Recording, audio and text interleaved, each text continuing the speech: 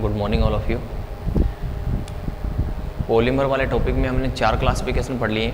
अब अपने पास लास्ट 5वां क्लासिफिकेशन आता है by basis of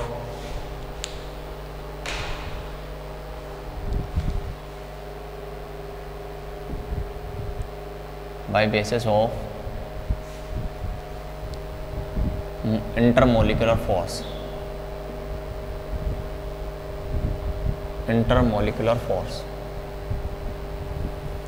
bye basis of intermolecular force, यानी कि आणविक बलों के आधार पर। आणविक बलों के आधार पर अपने पास जो पॉलीमर होते हैं वो 4 प्रकार के होते हैं, यानी कि 4 टाइप्स के होते हैं। 4 टाइप्स। सबसे पहले जो आता है अपने पास वो आता है प्रत्यास्थ बहुलक। जिसको हम कहते हैं इलास्टिक पॉलीमर। सेकंड जो आता है अपने पास वो आता है रेशेदार बहुलक।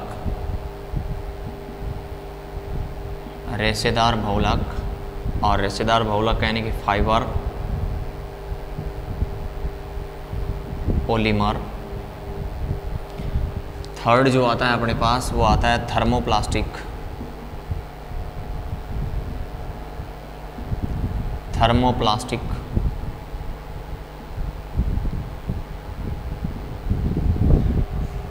बहुलक। और फोर्थ जो आता है अपने पास वो आता है थर्मोसेटिंग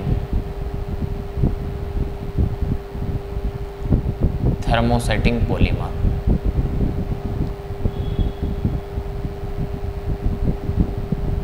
थर्मोसेटिंग बहुलक। तो अपने पास आणविक बलों के आधार पर, यानी कि इंटरमोलिकुलर फोर्स, यानी कि मोलिकुलर फोर्स जो होंगे, कहने का मतलब कोई भी अपने पास पॉलीमर है उसके अंदर जो पार्टिकल्स हैं उसके अंदर आणविक जो बल होंगे उसके आधार पर अपने पास पॉलीमर को 4 भागों में डिवाइड किया। नंबर 1 है अपने पास प्रत्यास्थ बहुलक यानी कि इलास्टिक पॉलीमर। नंबर 2 अपने पास फाइबर पॉलीमर यानी कि रेशेदार बहुलक। नंबर 3 अपने पास जो आया वो आया थर्मोप्लास्टिक पॉलीमर। और नेक्स्ट जो आया वो था थर्मोसेटिंग पॉलीमर। अब सबसे पहले इनमें से अपने को एक चीज़ दिमाग में रखनी है कि चारों में से मोलिकुलर फोर्स हैं वो सबसे ज़्यादा किस में होंगे। तो अपने को एक लाइन याद रखनी है 42-31 का मतलब क्या है कि 4 नंबर वाला कौन सा अपने पास थर्मोसेटिंग के अंदर जो अपने पास आणविक फोर्स होंगे वो सबसे ज़्यादा होंगे। उसके बाद अपने पास कौन सा आएगा, फाइबर पॉलीमर होगा।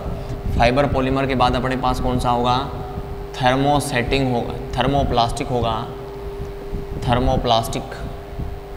और थर्मोप्लास्टिक के बाद जो अपने पास आएगा वो आएगा इलास्टिक का, यानी कि प्रत्यास्थ बहुलक।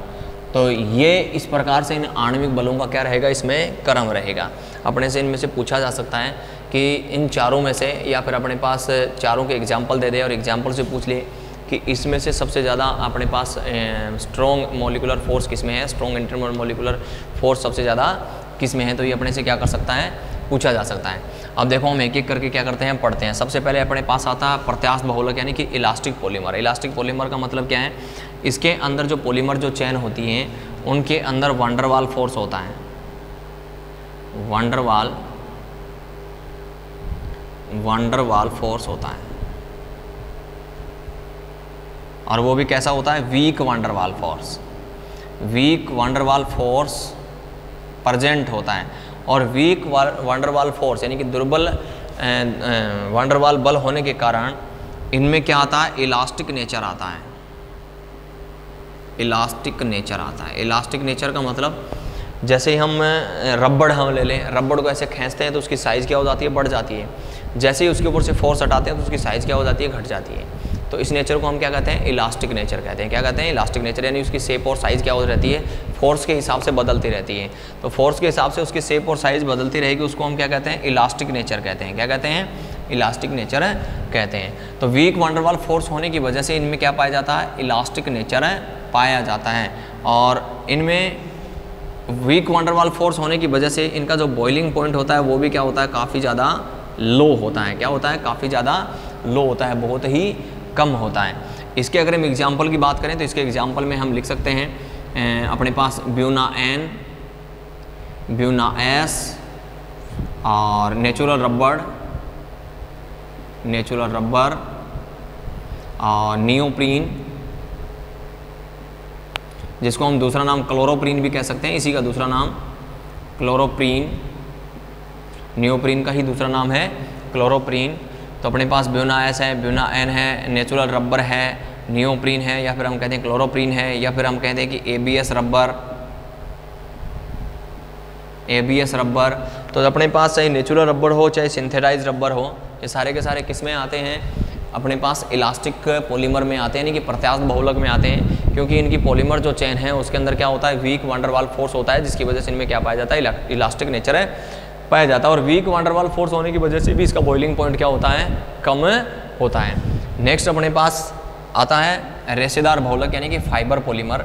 फाइबर पॉलीमर के बारे में हम क्या कहेंगे कि इसके अंदर जो पॉलीमर जो चैन होती है उसके अंदर क्या पाया जाता है, हाइड्रोजन बॉन्ड पाया जाता है। क्या पाया जाता है, हाइड्रोजन बॉन्ड पाया जाता है। और हाइड्रोजन बॉन्ड की वजह से इनका बॉइलिंग पॉइंट भी क्या होता है, ज़्यादा होता है। क्या होता है, ज़्यादा होता है। बॉइलिंग पॉइंट क्या हो जाएगा, बढ़ जाएगा, बॉइलिंग पॉइंट बढ़ जाता है। और इसके अंदर जो अपना मोलिकुलर जो फोर्स होगा वो क्या होता है, प्रत्यास्थ बहुलक से क्या होता है, ज़्यादा होता है, जो मैंने यहाँ पर लिख भी दिया है। यानी कि इलास्टिक पॉलीमर से फाइबर पॉलीमर के अंदर जो अपने मोलिकुलर फोर्स जो होते हैं वो क्या होते हैं, ज़्यादा होते हैं। क्या होते हैं, ज़्यादा होते हैं। और इसका बॉइलिंग पॉइंट भी क्या होता है, ज़्यादा होता है। कारण क्या रहता है उसका, हाइड्रोजन बॉन्ड। क्या रहता है, हाइड्रोजन बॉन्ड। जबकि इसके अंदर क्या है, अपने पास वंडरवाल फोर्स होता है। इसके एग्जाम्पल में अपने पास रेशेदार बहुलक में जिससे रेसे बनते हों, या फिर जिसे हम कहते हैं कि जिससे रस्सी बनती हो, जैसे एग्जाम्पल में अपने पास आ गया नाइलॉन 6,6, अपने पास आ गया नाइलॉन 2,6, मैंने इसी के सामने लिख दिया है नाइलॉन 2,6।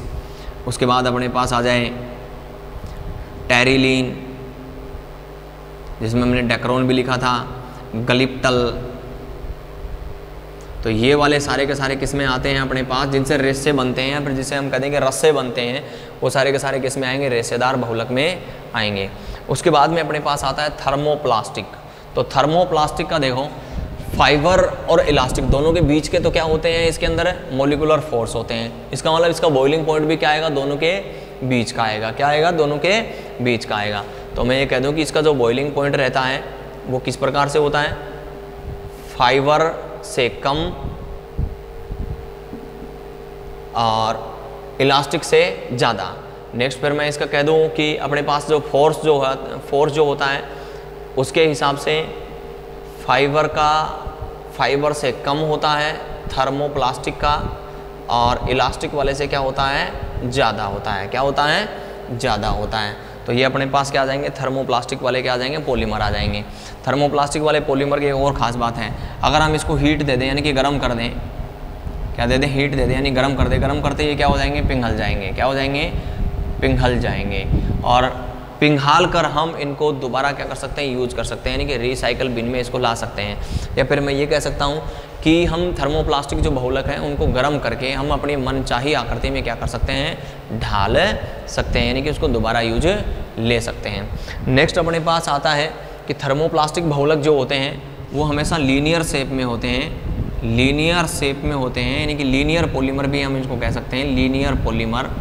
नेक्स्ट इसके पास एक और बात आती है कि ये सारे के सारे एडिशनल पॉलीमराइजेशन से बनते हैं, एडिशनल पॉलीमराइजेशन से बनते हैं, पॉलीमराइजेशन की प्रोसेस से क्या होते हैं, बनते हैं। तो अपने पास देखो 2-3 पॉइंट हो गए। पहला पॉइंट हमने क्या लिखा कि इसके अंदर जो वंडरवाल जो मोलिकुलर फोर्स जो होते हैं वो फाइबर वाले पॉलीमर से तो क्या होते हैं, कम, लेकिन इलास्टिक पॉलीमर से क्या होते हैं, ज़्यादा। इसी वजह से इनका बॉइलिंग पॉइंट भी इन दोनों के क्या आता है, बीच का आता है। नेक्स्ट इनको हम क्या करते हैं, गर्म करते हैं, तो गर्म करते ये क्या हो जाते हैं, पिघल जाते हैं। क्या हो जाते हैं, पिघल जाते हैं। और इनको गर्म करके हम मनचाही आकृति में क्या कर सकते हैं, ढाल सकते हैं, यानी कि रिसाइकल बिन में यूज कर सकते हैं, यानी कि रिसाइकल इनको कर सकते हैं। नेक्स्ट जो है वो क्या है, ये लीनियर शेप में होते हैं, कहने का मतलब ये रेखीय पॉलीमर की तरह होते हैं। नेक्स्ट क्या आता है कि हमेशा किससे बनते हैं, एडिशनल पॉलीमराइजेशन से बनते हैं, योगात्मक बहुलीकरण द्वारा ही बनते हैं। जैसे योगात्मक बहुलक में जो हमने एग्जाम्पल लिखे थे वो सारे एग्जाम्पल यहाँ पर आ जाएंगे। तो योगात्मक बहुलक में हमने एग्जाम्पल लिखा था PEPS, PAN, PP, टेफ्लॉन, ये सारे के सारे बहुलक किस में आ जाएंगे अपने पास है, किस में आ जाएंगे, थर्मोप्लास्टिक बहुलक में आ जाएंगे। अब लास्ट अपने पास आता है थर्मोसेटिंग बहुलक। थर्मोसेटिंग बहुलक को हमेशा कैसे बनाया जाता है, जो तरल पदार्थ होते हैं उन तरल पदार्थों को गर्म करके इसको क्या किया जाता है, बनाया जाता है। नंबर एक बात। दूसरी, इसके अंदर जो मॉलिक्यूलर फोर्स होता है वो सबसे ज़्यादा क्या होता है, हाई होता है। तीसरी, इसका बॉइलिंग पॉइंट जो होता है वो सबसे ज़्यादा क्या होता है, हाई होता है। बॉइलिंग पॉइंट सबसे ज़्यादा हाई, मोलिकुलर इंटरमोलिकुलर फोर्स है वो सबसे ज़्यादा हाई। गर्म पदार्थों को गर्म करके यानी तरल पदार्थों को गर्म करके इसको क्या किया जाता है, बनाया जाता है। नेक्स्ट जो बात आती है वो ये आती है कि इसको गर्म करने पर ये पिघलते नहीं हैं, पिघलते नहीं है, यानी कि अपने पास गलेंगे नहीं। और हम इसको मनचाही आकृति में नहीं डाल सकते, इसका मतलब इसको रिसाइकल बिन में यूज नहीं कर सकते। आपने कुछ ऐसे प्लास्टिक देखे होंगे जिनको हम गर्म करते हैं तो वो पिघलते नहीं है, आग पकड़ लेते हैं और आग पकड़ कर क्या होने लगते हैं, जलने लगते हैं। जैसे हमने पॉलीथीन की थैली को देखा, पॉलीथीन की थैली को जलकर वो जलने लगती है लेकिन हम उसको दूसरी शेप दे सकते हैं। लेकिन जैसे अपने पास चेयर है, प्लास्टिक की चेयर को गर्म करते हैं तो गर्म करने के बाद हम उसको दूसरी शेप नहीं दे सकते हैं, वो क्या हो जाती है, कंप्लीटली जल जाती है। ऐसे प्लास्टिक है वो किस में आते हैं, थर्मोसेटिंग पॉलीमर में आते हैं। तो अपने पास सबसे पहली बात आ गई कि सबसे ज़्यादा तो क्या होता है, इसका मॉलिक्यूलर फोर्स होता है, सबसे ज़्यादा इसका क्या होता है, बॉइलिंग पॉइंट होता है। और ये हमेशा किस प्रकार के होते हैं, क्रॉस लिंकेज्ड होते हैं, क्रॉस लिंकेज्ड पॉलीमर होते हैं। क्रॉस लिंकेज्ड पॉलीमर होते हैं, इसका मतलब ये कैसे बहुलक होते हैं, जालिका नुमा बहुलक होते हैं, यानी कि जाली जैसी शेप इसकी बन जाती है। यानी हमें कह सकते हैं कि इसकी 3D स्ट्रक्चर बन जाती है, स्टीरियो इसकी त्रिविम संरचना बन जाती है। नेक्स्ट इसकी एग्जांपल में हम बात करें तो किसका एग्जांपल लेंगे हम, बेकेलाइट। नेक्स्ट अपने पास आएगा मेलामीन, मेलामीन, फॉर्मेल्डिहाइड, रेजिन। नेक्स्ट है यूरिया, फॉर्मेल्डिहाइड, रेजिन। तो ये वाले पॉलीमर हैं वो किस में आते हैं, अपने पास है थर्मोसेटिंग पॉलीमर में आते हैं। तो इन पॉलीमर्स में आपको सबसे इंपॉर्टेंट चीज़ जो है वो याद रखनी है, वो क्या रखनी है, थर्मोप्लास्टिक पॉलीमर और थर्मोसेटिंग पॉलीमर में डिफरेंस। एक बार मैं फिर से वापस रिपीट कर देता हूँ, थर्मोप्लास्टिक पॉलीमर और थर्मोसेटिंग पॉलीमर में डिफरेंस।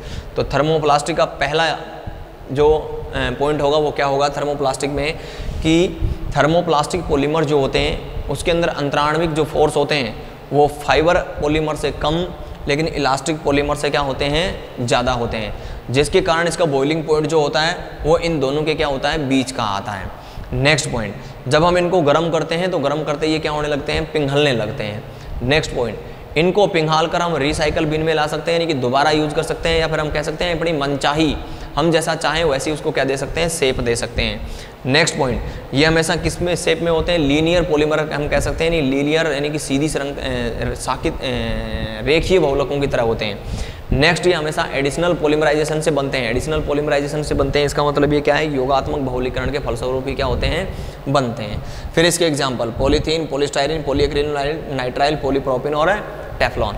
नेक्स्ट अपना आता है थर्मोसेटिंग। थर्मोसेटिंग में सबसे पहला पॉइंट आएगा कि इनको हम हमेशा तरल पदार्थों को गर्म करके क्या करते हैं, बनाते हैं। नंबर दूसरा, इसके अंदर जो मॉलिक्यूलर फोर्स होता है वो सबसे ज़्यादा, बॉइलिंग पॉइंट होता है वो सबसे ज़्यादा। नंबर तीसरी बात, इसको गर्म कर करके हम पिघाल नहीं सकते हैं, यानी कि डायरेक्ट आग पकड़ते हैं और कंप्लीटली जल जाते हैं। नेक्स्ट अगली बात जो आती है वो ये आती है कि हम इनको गर्म करके मनचाही आकृति में नहीं डाल सकते हैं। नेक्स्ट बात जो आती है, जैसे ये लीनियर शेप में था वो कैसे में होगा, क्रॉस लिंकेज होगा। कैसा होगा, क्रॉस लिंकेज होगा। नेक्स्ट बात, ये एडिशनल पॉलीमराइजेशन से बनते हैं, लेकिन वो कौन सी पॉलीमराइजेशन से बनेंगे, कंडेंसेशन पॉलीमराइजेशन से बनेंगे। कौन सी पॉलीमराइजेशन से बनेंगे, कंडेंसेशन, यानी कि संघनन बहुलकीकरण से बनते हैं। तो ये तो इसमें दोनों में क्या रखने हैं, डिफरेंस याद रखने हैं। अब अपने को इन चारों से एक अलग तरीके से भी क्या किया जा सकता है, क्वेश्चन पूछा जा सकता है। क्वेश्चन कैसे पूछा जा सकता है कि अपने को 4 एग्जाम्पल दे दें और पूछ ले कि इनका अपने पास घटते हुए या बढ़ते हुए मॉलिक्यूलर फोर्स के हिसाब से क्या कीजिए, इनको अरेंज कीजिए। जैसे मैं लिख रहा हूँ, अपने को 4 पॉलीमर दिए गए, 4 पॉलीमर दिए गए और उनमें से अपने को पूछा कि सबसे ज़्यादा इनमें मॉलिक्यूलर फोर्स किस में है और सबसे कम किस में है और सबसे ज़्यादा किस में है, या इंक्रीजिंग ऑर्डर में या डिक्रीजिंग ऑर्डर में क्या कीजिए, इनको अरेंज कीजिए। तो अपने पहले क्वेश्चन में मैंने दे दिया आपको नंबर 1 नंबर में मैंने दे दिया आपको नाइलॉन 66, बी में मैंने दे दिया आपको ब्यूना S, सी में मैंने आपको दे दिया पॉलीथीन और डी में मैंने आपको दे दिया बेकेलाइट। तो आप इन बहुलकों में, यानी कि इन बहुलकों को इंक्रीजिंग ऑर्डर में है, किसमें, इंक्रीजिंग ऑर्डर में, या फिर हम ये कह दें कि आणविक फोर्स के डिक्रीजिंग ऑर्डर में लिखिए। तो डिक्रीजिंग ऑर्डर में लिखेंगे, तो डिक्रीजिंग ऑर्डर में लिखेंगे तो सबसे ज़्यादा किसका होता है, थर्मोप्लास्टिक का। तो इनमें देखें थर्मोप्लास्टिक कौन सा है, डी वाला, यानी कि बेकेलाइट का जो मोलिकुलर फोर्स होगा वो सबसे ज़्यादा होगा। उसके बाद आता है अपने पास फाइबर, और फाइबर वाला कौन सा है, ए एग्जाम्पल दे रखा है अपने को, फाइबर वाले में नाइलॉन है। उसके बाद अपने पास आता है सी थर्मोप्लास्टिक, और थर्मोप्लास्टिक में कौन सा है, सी है। और उसके बाद में क्या आएगा अपने पास है, इलास्टिक नेचर वाला बी आएगा। तो ये अब इसका कौन सा ऑर्डर हो जाएगा, डिक्रीजिंग ऑर्डर हो जाएगा। कौन सा ऑर्डर हो जाएगा, अगर इसी का अपने को क्या पूछ लिया जाए, इंक्रीजिंग ऑर्डर पूछ लिया जाए, तो इंक्रीजिंग ऑर्डर में क्या लिखेंगे, बी पहले लिखेंगे, फिर सी लिखेंगे, उसके बाद में ए लिखेंगे, और उसके बाद में क्या लिखेंगे अपने पास है, डी लिखेंगे। ठीक इसी प्रकार से अपने पास इसमें से दूसरा क्वेश्चन दे दिया जाए। दूसरे क्वेश्चन में जैसे यहाँ पर लिख लिया मैंने ऑप्शन ए में मैंने लिख दिया टेरिलीन, टेरिलीन। ऑप्शन बी में मैंने आपको दे दिया ABS rubber, ABS rubber. Option D में, सी में मैंने वापस क्या दे दिया आपको, बेकेलाइट दे दिया। और ऑप्शन डी में मैंने आपको दे दिया है यहाँ से टेफ्लॉन, टेफ्लॉन। तो यहाँ पर इन चारों अपने पास पॉलीमर लिए हैं। इन चार पॉलीमर में अपने को सबसे पहले लिखते हैं इनका इंक्रीजिंग ऑर्डर, या फिर हम कहते हैं कि इनका डिक्रीजिंग ऑर्डर लिख लें। तो देखो ये इंक्रीजिंग ऑर्डर नहीं है, ये इस प्रकार से अपने को साइन थोड़ा गलत लगा दिया हमने। इस प्रकार से लिखेंगे, बी से ज़्यादा है सी, सी से ज़्यादा है ए, और ए से ज़्यादा है डी, यानी कि सिंबल है वो इस प्रकार से आएगा और इंक्रीजिंग ऑर्डर का। तो सबसे पहले लिखते हैं इंक्रीजिंग ऑर्डर। इंक्रीजिंग ऑर्डर लिखेंगे तो सबसे पहले वाला जो लिखा जाएगा, सबसे पहले यहाँ पर वो सबसे छोटा, और यहाँ पर जो लिखा जाएगा वो सबसे ज़्यादा मोलिकुलर फोर्स वाला। तो इनमें से सबसे कम जो होता है वो होता है इलास्टिक वाला। तो सबसे पहले लिखेंगे बी। बी से ज़्यादा जो होता है वो होता है थर्मोप्लास्टिक। तो इनमें से भी जो होगा इलास्टिक के बाद आता है वो आता है थर्मोप्लास्टिक। तो थर्मोप्लास्टिक इनमें से कौन सा है वो देख लें। थर्मोप्लास्टिक कौन सा आएगा इनमें से, टेफ्लॉन, डी। उसके बाद अपने पास आता है फाइबर। फाइबर वाला कौन सा है इनमें से, टेरिलीन, तो ए। और सबसे कम, सबसे इंक्रीजिंग ऑर्डर में लिखना था सबसे ज़्यादा, इंक्रीजिंग ऑर्डर में, सबसे डिक्रीजिंग ऑर्डर में मतलब सबसे कम पहले। तो सबसे पहले जो आएगा वो आएगा इलास्टिक।